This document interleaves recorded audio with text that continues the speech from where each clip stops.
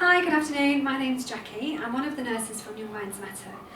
I work with the School Links team as well, and a big part of our role is delivering training to professionals, parents and carers, and assemblies to children and young people. For this session, we're going to do stress. If you would like to have pen and paper handy, you will get the opportunity to pause the video to discuss some of the ideas. And also we have a pre and post measure, and if you could complete that, that would be really helpful for us in terms of feedback. The aims of the session are to understand what stress is in relation to our children and young people, and to identify the causes and signs of stress in our children and young people, and to help our children and young people who may be experiencing stress as a problem. So what is stress? So I'm going to give a bit of an example, and you'll get some time to think about that in just a second. So I've been told by my boss to deliver a presentation. I got the email and I thought, great, I can actually do that. It was on a topic that I knew something about, and I thought, brilliant, my chance to shine. I'm going to be really good and perform really well, and hopefully everyone will be really impressed and I get lots of praise. But later on in the day, I get another email, and actually the topic of this presentation has now changed, and I've got to do something I don't know anything about. So I'm starting to get a bit stressed. I'm starting to think, oh, I'd planned the evening for myself and I had plenty of time to prepare and to rehearse and maybe do a few takes with my partner. However, he's just messaged me to tell me that he's not well, so he can't help me. And my mum, apparently, has only just had a fall, so I've got a message from the care home to immediately go after work because they need some help. I'm thinking, I don't have any time now to do the presentation, I don't have any time to rehearse, and I've got to do it for tomorrow. So I'm thinking, oh my God, I'm not going to get it right. I'm starting to panic. I'm starting to get really stressed. My resources are really depleted. I haven't got the time and I haven't got the energy. I just don't know quite what I'm going to do. So there's my example. If you want to pause the video and have a think about it, just to kind of explore how maybe stress in our own lives can start to escalate, where we can start to feel like we're not coping, we're vulnerable to failing, we're vulnerable to not doing very well, when we really start to notice how difficult feeling stress can be. So here's some ideas of what we think stress is. You may have some of your own, but see what you think. Feeling of when situations and events put too much pressure on us. I very quickly started to feel that the resources I originally thought I had, that was fine, but then the demand in all those different areas for the example that we're using really started to feel like it was just too much upon me just for that one event. This experience is when we have demands placed on us that we are unable to cope with. So it's okay having one demand and one thing put on us and we think that's all right, but then if we're faced with lots of other ones all at the same time, happening simultaneously, definitely can feel that I was unable to cope with that demand. This is a feeling of being out of control, unprepared, and that vulnerable to failure. And absolutely, the example just given, very quickly felt highly vulnerable, really worried that this was just going to fail. And that was very difficult and very, very stressful to imagine. So we're going to sort of think about what stress is in relation to that demand and resource model, because we've just been thinking about one demand, doing a presentation. And that initially, because stress can be quite a motivator if we think about how it can help us focus and how it can motivate us and help us drive through certain pressures at the beginning of a demand. But then if that demand goes on and on for longer, or it becomes too many or too much, and we start to feel that sense of vulnerability to failure, and we start to think, I don't have the resources. And I was thinking about time, energy, space to rehearse, people to support me in that. And all of a sudden, some of those resources were kind of disappearing in front of my eyes and I wasn't able to get them back. So that balance was starting to tip. So when we're thinking about our children and young people, we really want to try and help understand from their perspective what the demands are that they're under and what particular resources that they have, and thinking about the whole child. So those resources could be coming from family, could be coming from friends, other professionals involved, other support services, and lifestyle, so all sorts of different aspects of that. So we really want to be gaining that understanding on a very individual basis so we can really kind of get a sense when a demand starts to become too much, and that runs the risk of raising the stress levels. So stress is not a mental health problem. And I know you maybe use the word stress, I'm so stressed, I'm stressed out, and maybe even think about it as a mental health problem. But it's not. But there is a certain relationship that it has with our mental health. If you have too much stress, and stress is kind of that reaction to that initial pressure or that initial demand. If that goes on for too long, and as we were saying, the demand becomes too much for us to cope with effectively, we often then start to develop the prolonged symptoms of maybe changes in our mood or anxiety. And that's maybe where we tend to see changes in our mental health. But also vice versa, if we were already quite anxious, if we're already struggling, say, with our mood, and we have additional demands on us, we may have to be working really hard maybe to support our own mental health, attending appointments and taking medication and receiving support. Or maybe those demands could be coming externally from other aspects of our life. That in itself could then increase and exacerbate those types of symptoms. So there is a relationship, but I just think it's important for us not to think of stress as a diagnosable mental health illness, which it isn't. But there is that relationship between the two. So we're going to think about together which stressors our children and young people are faced with that can cause that increase in stress. That stress level where that child or young person may feel that they are vulnerable to failure, they're overwhelmed and they're not coping. So kind of think about it, for example, there's a few, and we often get to hear from our children and young people descriptions of their lives and where they started to feel very stressed. So very often I've had conversations about a young person or a child having just too much to do all at once.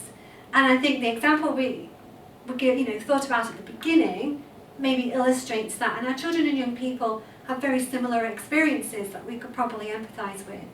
They may just have school outdoor and out-of-school activities going on, lots and lots of work going on in school, family demands, there might be places that they need to go with or support their family with, all happening simultaneously, and each and every one takes a little bit of that energy and that resource from that young person, and they may find that increasingly stressful and difficult to cope with. And facing big challenges. We all know if we're faced with something, particularly a new challenge, it's really helpful if we can break it down, if we've got time to prepare, if we can achieve those small steps. But if suddenly we have to do a big challenge, I used the presentation. It was on something I didn't know anything about. Suddenly that felt quite overwhelming. And I think for our children and our young people as well, there are a vast array of challenges that they may well be facing that they just simply don't feel that they can manage because they don't have the resources, they might not have the knowledge, the time, the skill, the support to do that successfully. I think it's worth bearing in mind as well that the challenges are very individual, so what could be achievable for one person might very well feel overwhelming for another. And I think we need a sort of degree of individuality and sensitivity around that, because again, stress is that response to that pressure and that challenge. Being under lots of pressure. I mean, I've met kids under incredible amounts of pressure. They can have caring responsibilities, very complex caring responsibilities. Or they may live in a very complex home environment where there's very unpredictable things happening. There could be some violence going on, there might be some worries and concerns about finances. They may well be moving house. There may well be issues in terms of the relationship dynamic going on. They may have pressures coming from inside them. They may have ideas that they're not good enough, they don't fit in. They may have things happening from school and from their peer group. All of that going on, increasing that pressure, increasing that stress level. So a child or young person may have too many responsibilities. And I think it's difficult for that child to imagine that they can meet maybe the demand of all those responsibilities, so they're good enough for each one. So there might be cases where they just simply think they can't do it, they're not going to be good enough. You know, the schoolwork or the responsibilities they have at home may be impacted. And each of those can increase that level of stress. So they're finding themselves trying to juggle, fitting all of that in. They're trying to fit in with their peers, trying to meet expectations of others, like ourselves as professionals. As much as we might think that's important and that's something that they can achieve, if they're all trying to cope with all of these different things going on, that may well be an additional stressor, which is really causing them to feel quite distressed. Not enough resources. And I think the example that we spoke about at the beginning is kind of trying to spread out what we're talking about when we say resources. Because we think about resources, we might think physically, we need to have plenty of rest, we need to have enough food, we need to have access to healthcare, living in a healthy environment. We need those types of resources. We need resources like time, finances. We need resources like a network of support, a positive network of support who can encourage and who can enable and help us to achieve and really participate in the different types of demands and pressures that we've got going on. So if we don't have enough of those resources, and it could be just one missing thing, like a really bad night's sleep, or something that has happened, which means maybe we can't afford to do something, and those things, it can really impact on where we're going to sit in terms of that stress level. So really knowing what individual resources our children and young people have, and the variety and complexity of that, and what's helpful and what's not helpful, I think can be really supportive in terms of understanding how they might be feeling and what might be helpful. Others having unrealistic expectations. Because expectations, as we can see by the slide, fit within all kinds of additional demands going on. So the expectations that we might have of a child doing an exam, for example, might be unrealistic in terms of fitting that in with all of the other things, because they may well not feel they're going to be successful because their resources are going into lots of other demands and their stress levels have become far too overwhelming, and that can be very unrealistic in terms of achieving those types of outcomes.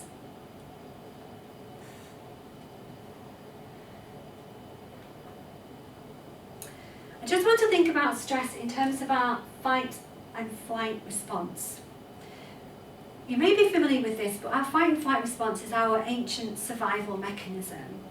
Simplistically, it's helped us respond to threats which in our ancient history were very real and had the possibility that they could harm us or even kill us.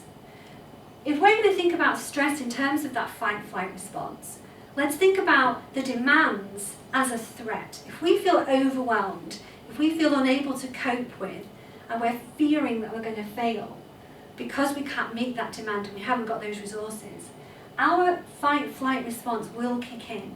Our body will fill with adrenaline and cortisol, and we will want to do either run away or maybe even to fight that situation.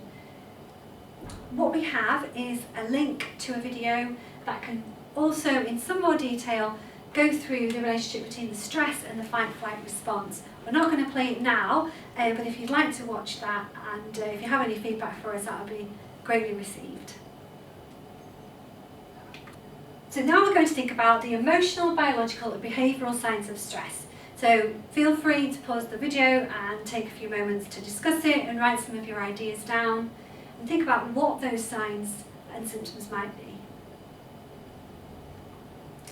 We've got some examples here. You may have some different ones or additional ones. If you do, that's fantastic. So again, we're thinking about what we might notice in our children and young people. And I'm probably thinking about the things that we might notice, in our own experiences or the experiences with others that you've been discussing with. Certainly, especially if we think about that fight-flight response. If we're in a fight mode and we feel threatened and overwhelmed by a pressure and a demand, emotionally, yes, we might well become irritable and aggressive. We're fighting against it. We're not wanting that to be anywhere near us at all. Overburdened is definitely one, because it's thinking about that pressure, that feeling weighed down, feeling just you're carrying too much on your shoulders. We have lots of familiar phrases, don't we, that probably describe that. And certainly if that additional stress and that response and those stresses increase and it goes on for longer and we start to have that overwhelmed feeling, when we spoke about our emotional health and our mental health, anxiety, feeling nervous and afraid certainly can start to creep in. Having that sense of dread. And yes, feeling worried, and it can be quite isolating, so having too much stress can be quite a lonely experience. If you think about how difficult our children and young people might find describing and expressing how they feel and what they're thinking and what's causing it, they might not even know necessarily. So it can be quite isolating because we're not always able to articulate those types of experiences.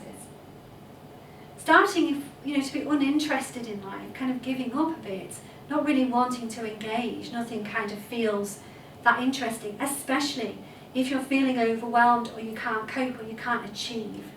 So you are going to start to lose that interest. And if your mood's being affected, that again could be a symptom. And it can emotionally start, we might see people feeling quite tearful, especially if you imagine yourself we have been in circumstances where we do feel overwhelmed and unable to cope. So we're going to think about those biological signs, those physical signs that we might experience. And we are thinking about that when we're in sort of high levels, prolonged levels of stress. And the signs that we might notice, it's very individual, but if we are quite anxious or we're in that fight-flight, we might be hyperventilating, blurry eyes, having headaches and chest pains and feeling sick, feeling dizzy, and being hypervigilant. So if we think about our fight-flight response, it's a survival mechanism. If we're hypervigilant, we're being really aware, we're being very aware of what threats are around us. So we're really looking for that next pressure, that kind of next demand. We may well, because there are some physical reactions, which I'm going to talk about in the next slide, that are about how our body behaves when we're in our fight-flight response. It can affect our digestion, it can affect how often we go to the loo and how we digest and how we feel. We might feel a bit sick and have some stomach ache. And we've got a sort of a model just to kind of go through, because the fight-flight response kicks in adrenaline and cortisol in our system, purely because the body needs to prepare to do what it says, fight or flight. So there's certain systems in the body that need to get activated, and there's certain systems in the body that need to kind of be deactivated. They're not useful if we're really kind of wanting to get away from that threat or that demand. So if there's a situation like, it could be a presentation, an exam, an interview, something that raises that stress level, feeling overburdened with lots of responsibilities you simply can't feel you can face, that system kicks in. So when that happens, our brain can become hijacked because we don't need to problem solve at that particular point because we're trying to either run away or fight that situation. Our big muscles need lots of blood and lots of oxygen to really perform well, so we might notice our heart racing, and that might cause changes in our breathing, which again can result in that feeling of dizziness. Our digestion system, it can just be shut off for that short period of time when we are thinking about getting away from that threat. So that is why we would start to feel quite sick. And there's reasons why those physical reactions are happening. I think it's useful to understand or be aware of those physical reactions, because sometimes those are the clues that we're looking for, and our children and young people can show if and when they are feeling overwhelmed and burdened by too much stress. And they're very real because they're happening for a reason. There is situations, maybe if your heart rate is going, that you might feel quite ill and there's something physically quite wrong with you. But I think if we, again, can normalise some of that experience, and that in the context of fight or flight, it's happening for a reason, we can dispel some of those worries, and that in itself maybe could help to reduce that stress as well. So we're going to think about behavioural signs of stress, and you may have a list of your own, so hopefully there are some ideas you've got, but there might be some new ones. So yes, finding it hard to concentrate. We've just spoken about how the brain can be hijacked if we're in our fight-flight. And if we're constantly feeling quite overwhelmed and very stressed, then it definitely impacts on how we're able to think and how we're able to concentrate. So that's a clue that we might find. Finding it hard to make decisions, again, because we're not problem solving, weighing up things, it's very difficult to do in those circumstances. And avoidance. Avoidance can be a short-term solution, if you like, to not be part of a situation that you're going to find stressful. So you will see our children and young people avoiding situations which could be like not going to school, or not going to a party, or not going into the exam hall. Snapping at people, biting at your nails or picking at your skin, changes in how your eating habits, you may eat too much, you may lose your appetite. We definitely notice becoming quite restless and not being able to settle, and that then can impact on the quality of your sleep. And we do see changes in confidence. That can be a lack of that confidence. You might see that change in a child who may previously have been quite confident, who may previously have had great self-esteem and felt really good about themselves. And I think that's really important as well, because if you have that relationship with that child and you know them quite well, it becomes really kind of clear when you notice some of those changes that are not really characteristic of what they would normally be doing. And that in itself can help give us a clue if there are additional stresses and difficulties that a child or young person may be experiencing. So what can we do to help our children and young people? Again, if you want to kind of think about some ideas now, that's absolutely fine. But I think we've been talking quite a bit really about trying to sort of understand our children and young people as much as possible.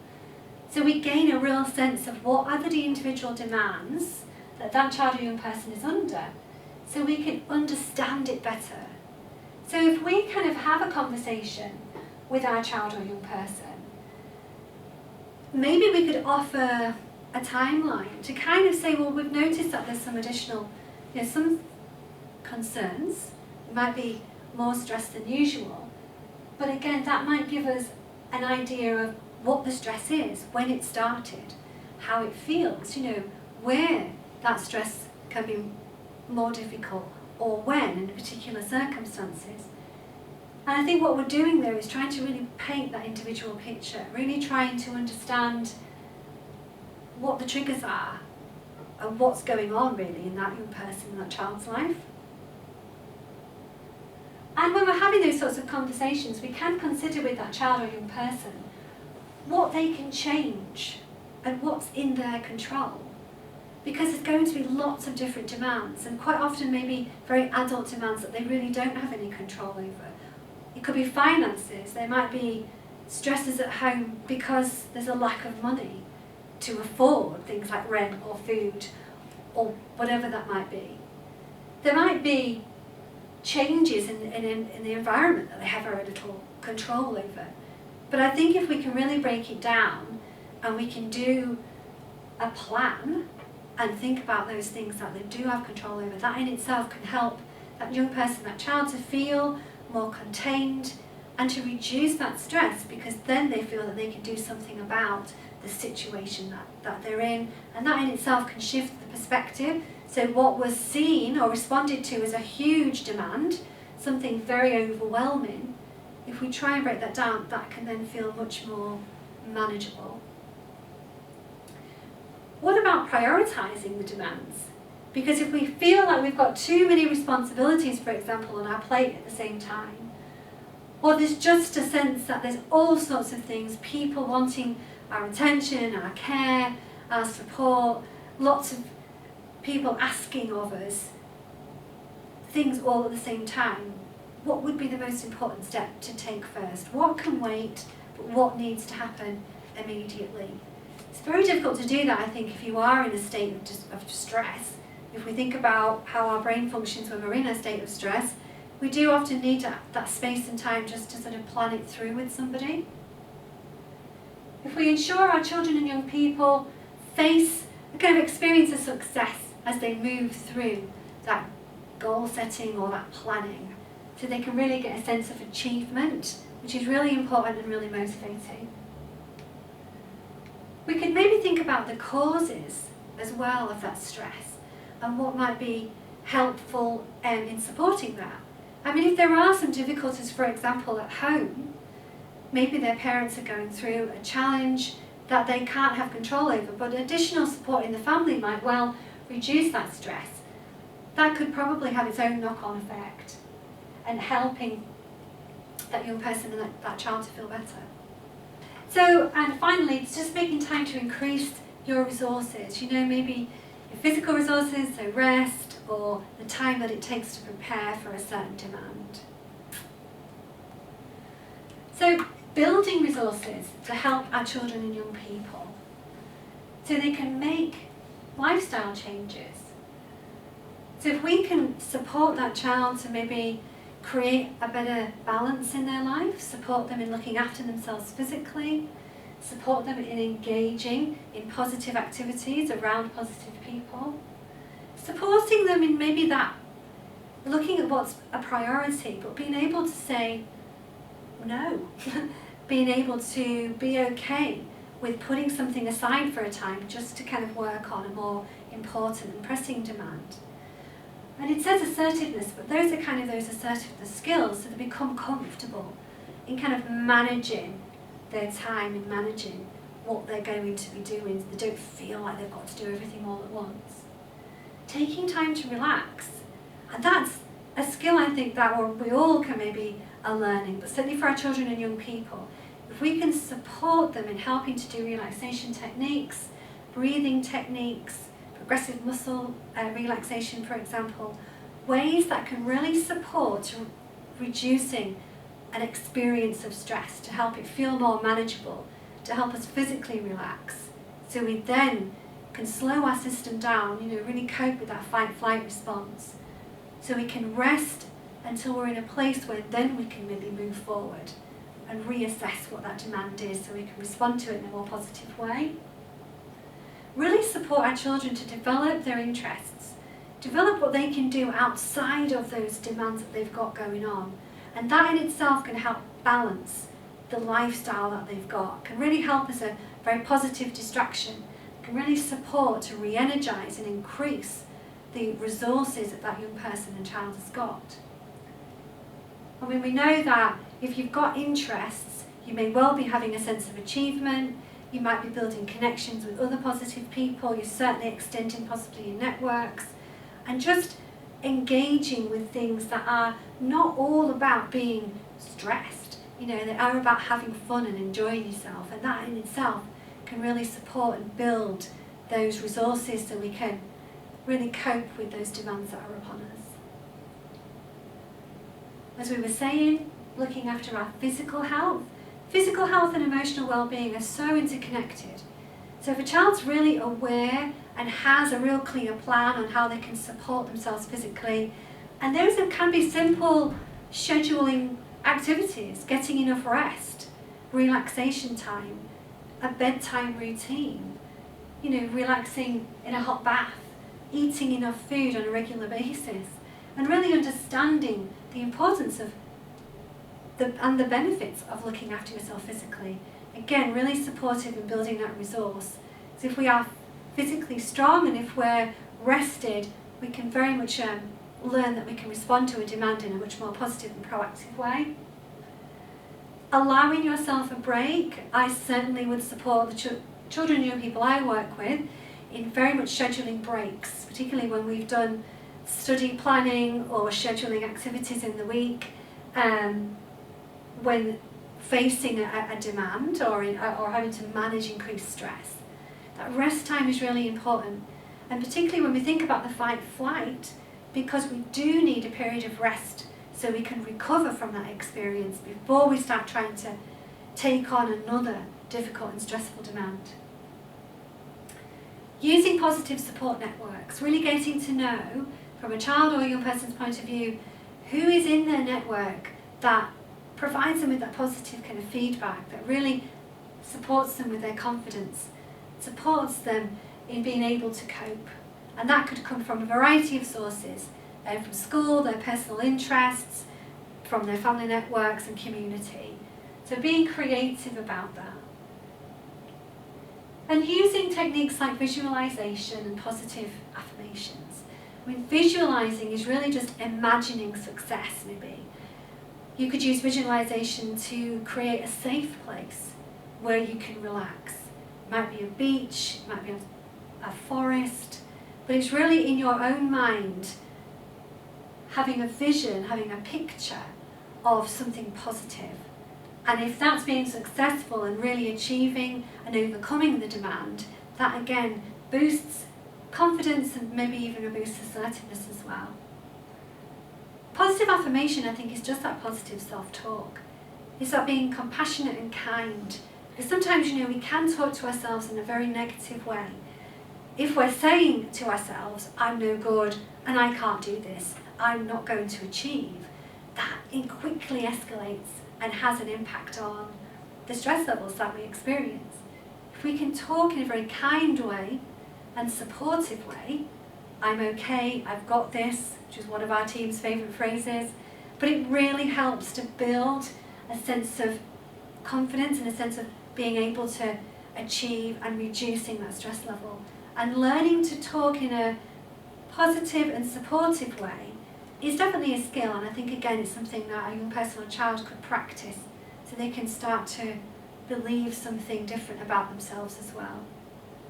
And remind a child or young person that that on some level a stress can be helpful. So like we were saying initially, it can be a response that could help us focus and give us that drive and that energy to get something completed.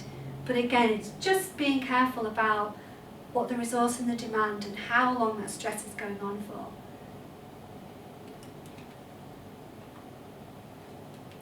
So thank you for listening. We look forward to your feedback. We've got some references that you can also refer to. And so thank you very much.